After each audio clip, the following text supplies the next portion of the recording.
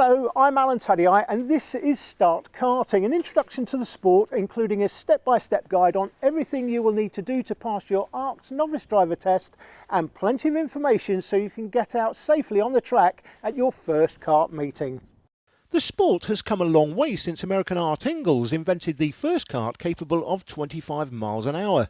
Over 50 years on, and today's karts are high-tech, high-spec racing machines with cadets at 50 miles an hour up to superkarts capable of speeds in excess of 140 miles an hour. As with all forms of motorsport worldwide, administration is carried out by the FIA, which in turn gives authority to the CIK. They pass on UK administration to the Royal Automobile Club Motorsport Association, the MSA, to carry out ultimate administration. The MSA controls all areas of four-wheeled British motorsport from their headquarters at Colnbrook near Slough.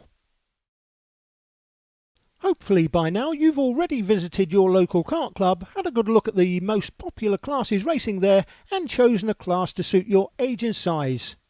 The most popular classes are detailed in the Kart Race Yearbook and the minor classes are listed on the MSA website.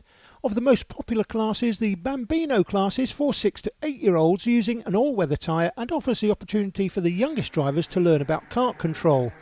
From 8 years of age you can move into the cadet classes and there are both 4-stroke and 2-stroke options.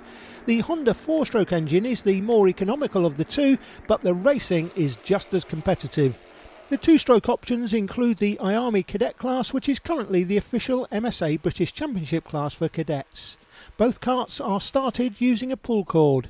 The engines use a centrifugal clutch system which allows the engine to run without the kart moving. To stop the engine, simply flick the on-off switch to the off position. Juniors can race from age 11 and there are both direct drive and tag options. A direct drive engine is an engine connected directly to the rear axle, so the wheels have to be turning for the engine to run.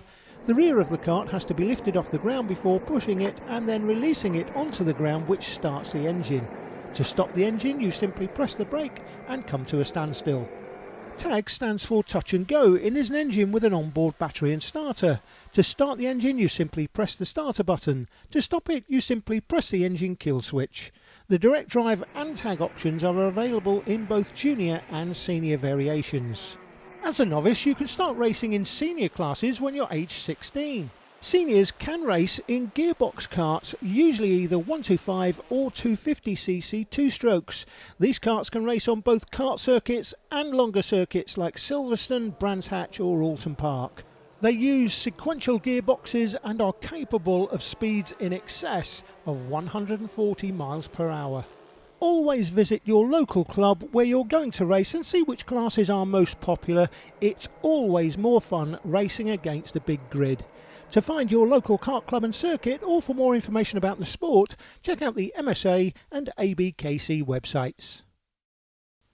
Modern karts can be fitted with such things as data logging devices that can help you achieve the best possible performance from your kart, mapping circuits with built-in GPS capabilities to show where you can gain extra time when racing, and a screen fitted to your steering wheel showing your lap times, engine RPM, engine temperature and a whole host of other information.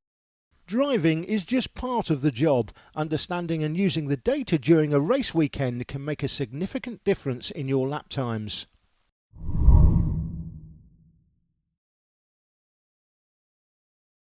Now we've looked at the kart itself, well what about the gear you're going to need when you go racing? Well, you'll need a suit, and these are not the same as racing car suits.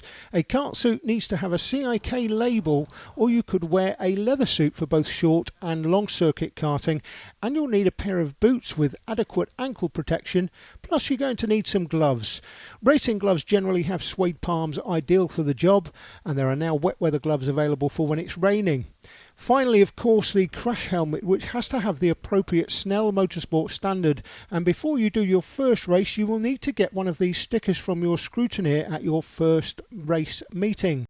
If you're under the age of 15, you must use a Snell CMR 2007 Youth Helmet Standard. To protect your hearing, you should wear earplugs. That's all the important equipment that you'll need to wear when you go racing on a kart. Obviously, it makes sense to buy the best you can possibly afford, but always check the regulations to make sure your purchases comply and are in date. And don't forget that wet weather gear, including a rainproof suit, overboots and gloves, are essential. Now, whether you're driving an F1 car or a kart, it's vital to know your machinery. It's also essential that you're comfortable to allow complete control. So let's start right at the beginning, getting into the kart. Start by standing in the seat and then feeding yourself down, making sure not to touch any of the hot engines or exhaust components, and then feed yourself in, making sure that as you climb in, your heels miss the important track rods, and feed yourself down into the seat, which should be tight and secure. And of course, it's important to hold the steering wheel in the correct position. Don't put your hands at the top of the wheel, but hold it in a 10 to 2 or quarter to 3 position with a light but positive grip for maximum control. Now, of course, this kart is comfortable for the driver. His legs are nicely bent and he's not having to stretch to use either the accelerator pedal or the brake pedal, which of course should be used independently. And if you're in the correct seating position, your feet will be upright, not splayed out. That's very important. Now, from time to time in motor racing, you are going to crash whatever formula you are in. Now, in the event that that crash is a front end impact, that can have a violent effect on the front wheels, which feeds through to the steering wheel. If this happens, it can injure your thumbs. The correct procedure, if you know you're heading for a front end impact into a barrier or tyres, is to move your thumbs from inside the steering wheel to outside the steering wheel whilst maintaining a positive grip. It's one of the reasons you will see Formula 1 drivers, when they're about to crash, from onboard footage, take their hands off the steering wheel. It saves injuring their thumbs. They of course are held in by seat belts. You're not, so you still have to hold on to the wheel. Now, starting a kart is one thing, but you've also got to stop it, and how you do so depends on whether your kart has a clutch fitted or not. If it doesn't have a clutch, you stop the kart by stalling it with a brake pedal.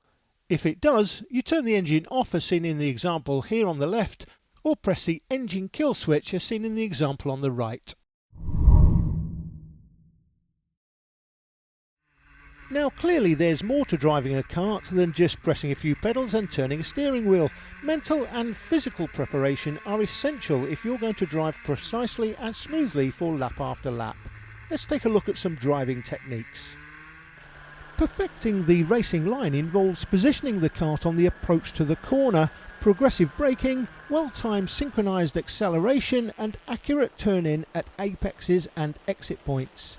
Track position and entry speed is critical because you must be able to get your kart turned in precisely, enabling you to accurately clip the apex of the corner.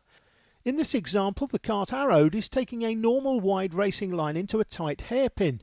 This kart is taking a narrower defensive line. The kart taking the wider line into the turn can brake smoothly and hit the apex. The other kart misses the apex, running wide on the exit, allowing the overtake.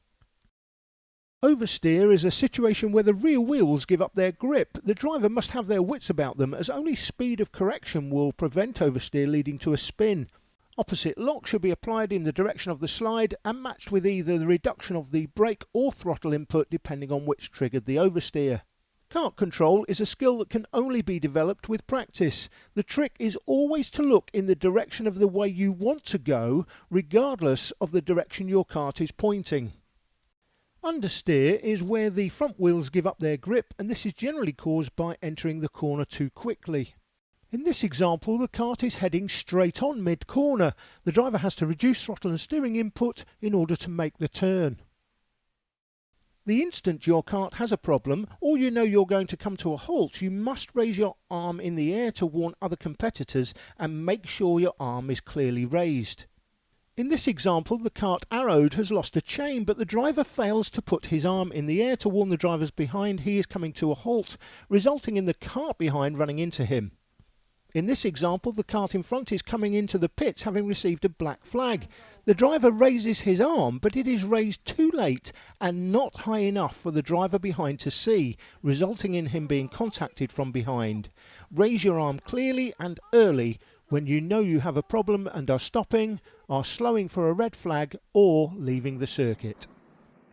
If your kart does stop out on the circuit, get out of the kart and move it to safety off the track, but only if you are able to do so safely. The priority is for you to go and stand in a place of safety like a marshal's post. If you can restart your kart safely, do so, but be aware of oncoming karts. You are not allowed to make repairs or adjustments except in the pit lane or other designated maintenance areas. If your kart is broken down, you or your mechanic will have to push or use the trolley to fetch the kart back to the pits at the end of the race, unless the circuit has a pickup service, as in the case here. Always obey the instructions of officials and marshals at all times. When lifting your kart from the ground to a trolley, make sure you do it correctly with bent knees. This is correct, this is incorrect, and will result in an injured back. A regular problem you will encounter when racing is being forced off the racing line by avoiding another competitor or moving out to overtake. Both are hazardous as grip levels are considerably reduced by small pieces of tyre rubber swept offline, commonly called marbles. Braking distances have to be amended, as will the point at which power has to be reapplied. Failure to make allowances may mean loss of control, and even if you don't spin, it will lead to a loss of momentum and hard-won race places. If you leave the circuit, don't brake sharply unless you are heading straight for a barrier. Ease back on the throttle, hold the steering wheel with a very light grip and gently nudge your kart back onto the circuit. In the exceptional situation of a brake failure, there is usually very little time to react, but try and put the kart into a spin to slow it down. If the throttle is stuck in the full open position, immediately switch off the engine with the kill switch or pull the plug cap off. Don't forget, if you have a problem, raise your arm as soon as you can to warn other competitors. A clean overtaking manoeuvre is the result of a fast exit out of a preceding corner and then making use of the slipstream from the kart in front. The driver uses the extra momentum gain to pull off this clean, fair passing manoeuvre. When overtaking, you must be decisive. It's your responsibility as the driver making the manoeuvre to overtake cleanly, while the driver being overtaken should stick to the racing line. In this incident, neither driver made the finish as the result of over-assertive driving. Overtaking cleanly is perhaps the most difficult skill to learn. You need to be 90% alongside the other driver before you can safely claim the corner.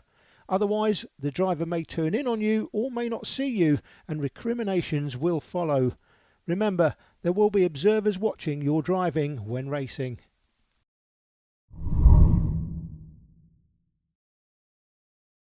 Your diet and fitness is absolutely essential if you're going to compete at the highest level in the UK, not least because UK drivers regularly compete and win not only at domestic level, but at European and World Championship level as well. If you're going to compete against the best, you need to dedicate yourself to a lifestyle that will help you to do that. And don't forget to do some reading on sports psychology and the techniques top athletes around the world use to improve their performances. If the driver next to you on the grid is closing his eyes and going through a process known as visualization and you're not, he will probably have a performance edge over you.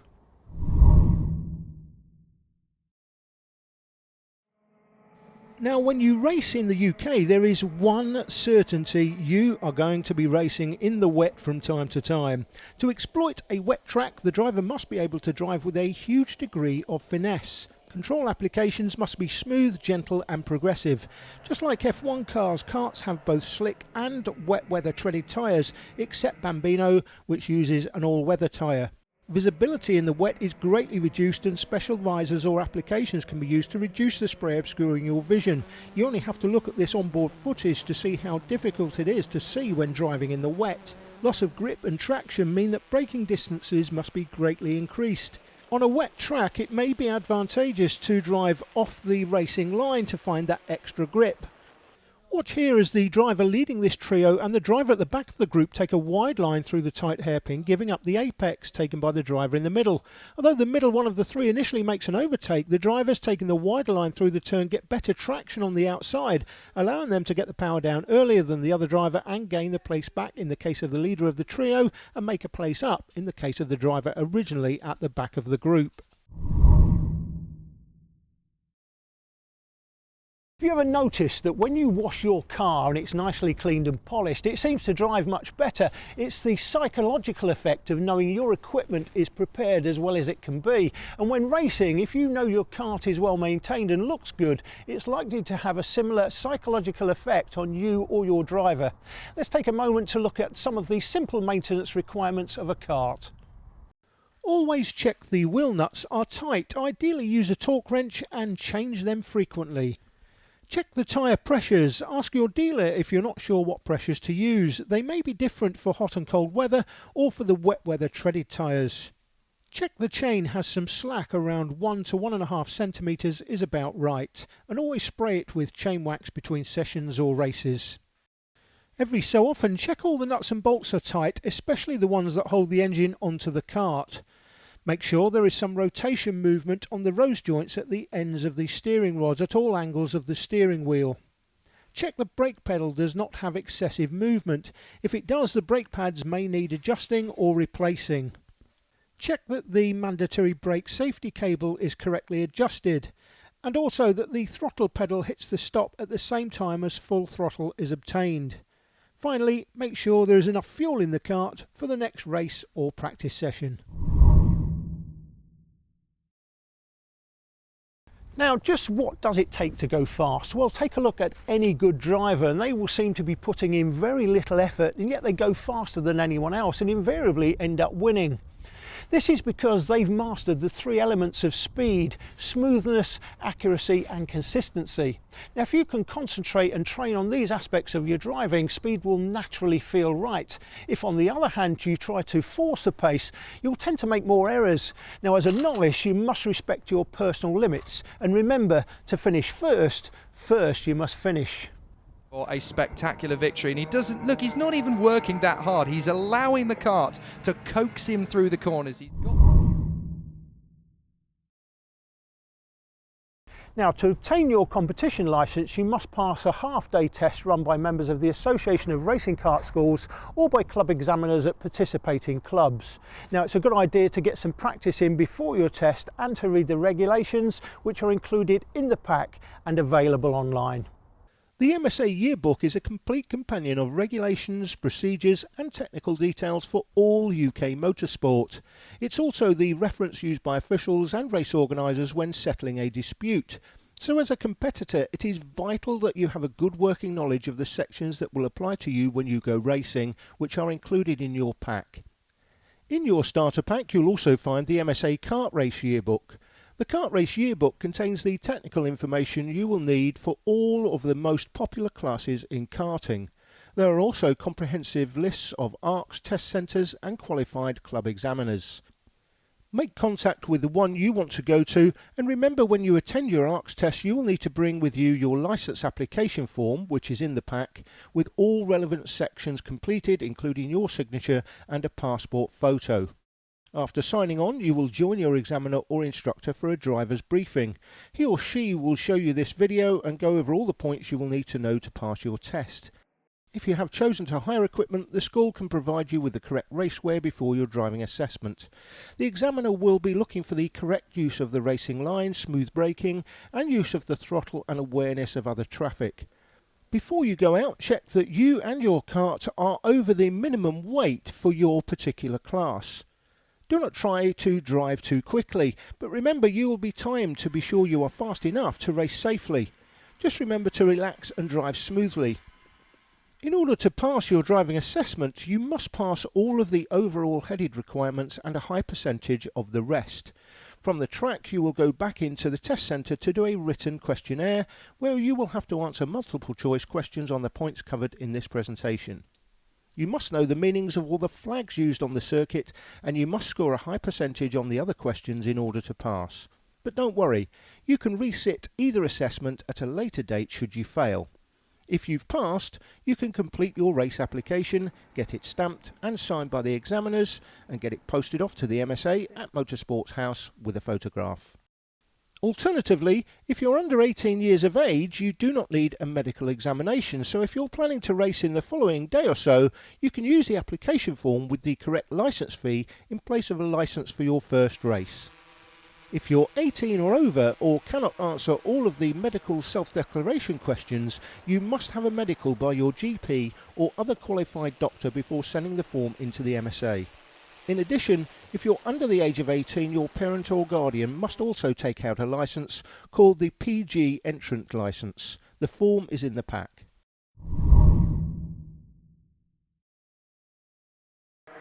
Flag signals are used in all motorsports to communicate to the driver and are more or less universal worldwide. Understanding their meaning forms an important part of any driver's knowledge, and you will be tested on the flags in the exam paper. So let's have a look at the flag signals used in karting. Some may be used anywhere on the track, such as a marshal's post, and others, such as a last lap board or a warning flag, only at the finish line. At some circuits we're now seeing the growing use of specialist light signals to supplement or even replace flags. A stationary blue flag or static light, another competitor is following close behind. Waved flag or flashing light, another competitor is trying to overtake. In karting, the blue flag or light is often only used to warn karts about to be lapped. A stationary yellow flag or static light, danger, slow down sufficiently to ensure that full control of the kart can be retained. No overtaking.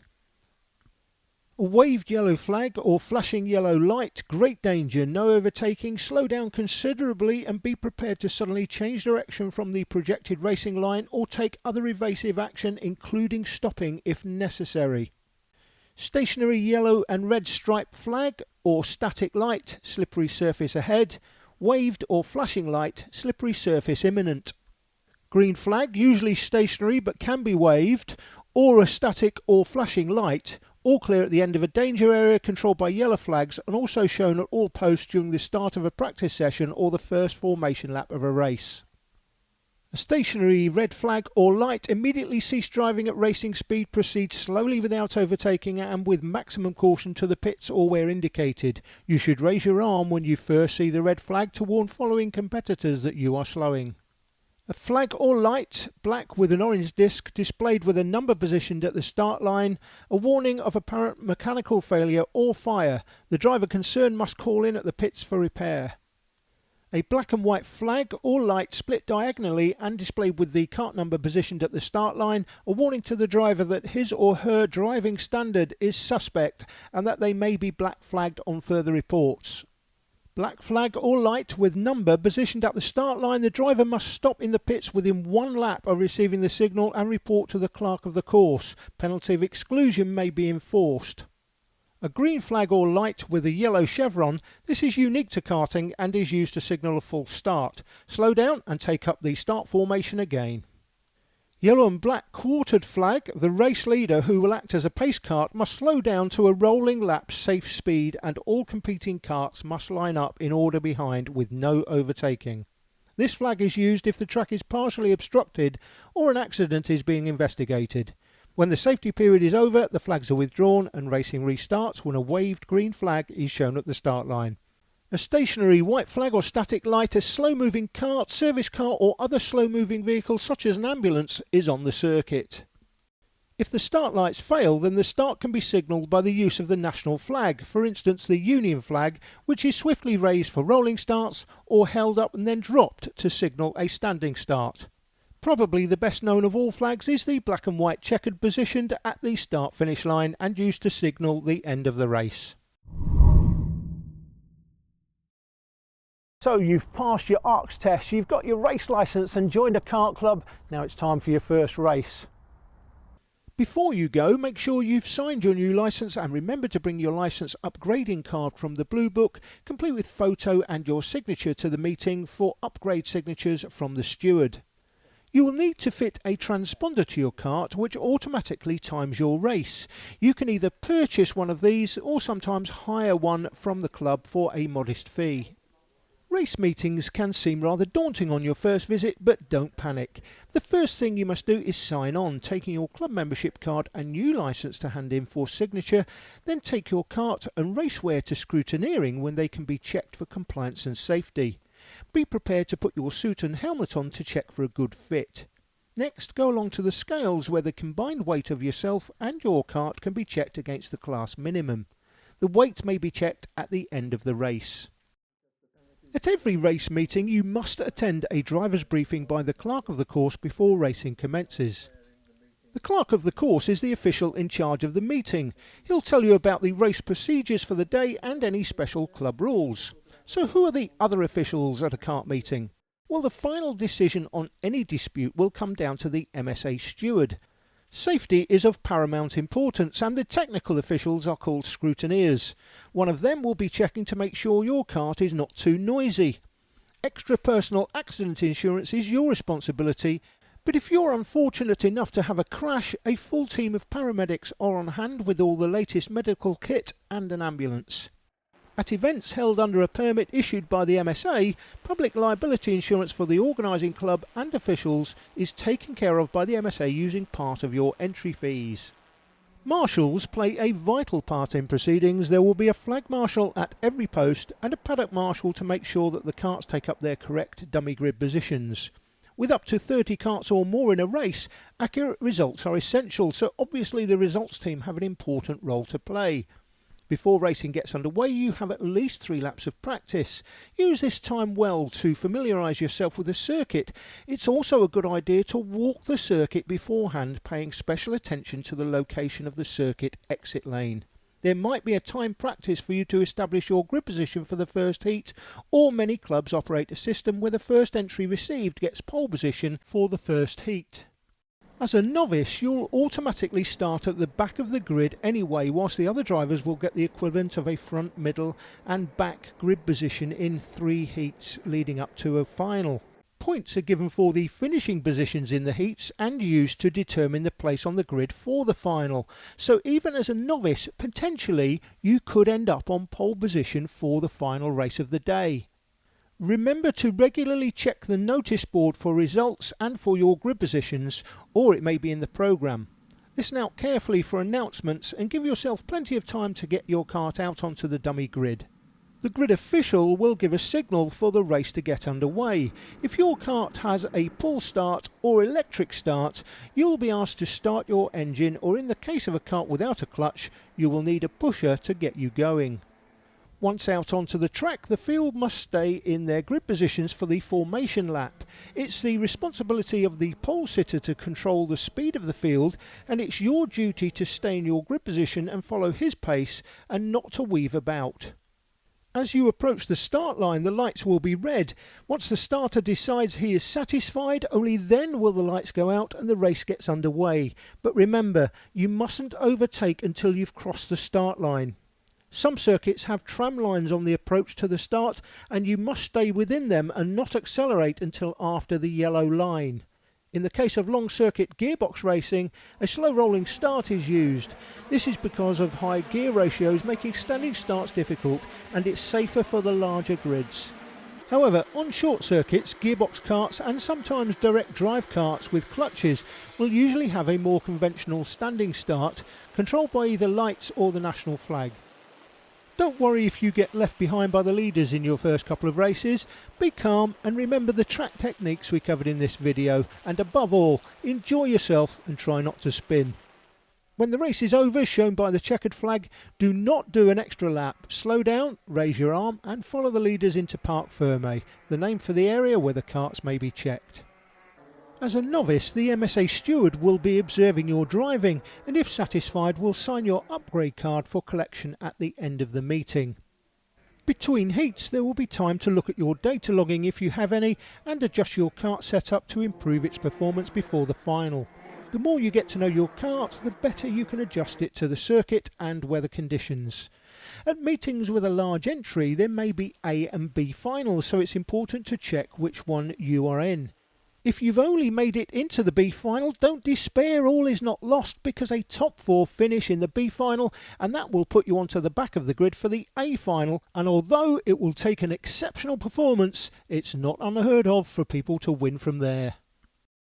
There is another class of racing called endurance racing, where races will be anything from 1 hour to 24 hours long. There will be stops in the pits for refuelling and driver changes. Now, as a top finisher, your engine may be required for examination by the scrutineer. Whilst you collect your licence signature card, head off to face the Whiting press and proudly take the top of the podium to receive your trophy. Don't forget to thank the marshals and officials if you get the chance. In fact, you may like to offer to marshal yourself on occasion. Well, that's the end of this introduction to karting. I hope you've learned a few new things about the sport and are ready to take the next step to getting your race licence. But just before we finish, a few words of wisdom. Don't ever forget why you started racing in the first place. It's because it's a huge amount of fun. Motorsport is a great way to learn life skills, gaining confidence, self-belief and self-discipline. However, by its nature, from time to time, it may result in incidents where you may be denied a race win, perhaps because of another driver's error in judgment, possibly causing you to be pushed off the track. Now, never allow such incidents to cause the red mist to descend and for you to take action in retribution that can cause other drivers to be injured. The correct way to take action is always to speak to the clerk of the course after the race and ask him to investigate anything you're not happy about. You will often find that before you even get back to Parc Fermé, the other driver has already been called up to answer for his driving standards. There is absolutely no place in the sport for drivers, mechanics or dads taking matters into their own hands, either on or off the track after the race. The MSA have procedures in place to make sure as far as possible that everyone has a safe and enjoyable day's racing. One of the reasons you should be racing at MSA events in the first place. Well, that's it for now. I hope to see you in the near future. Goodbye.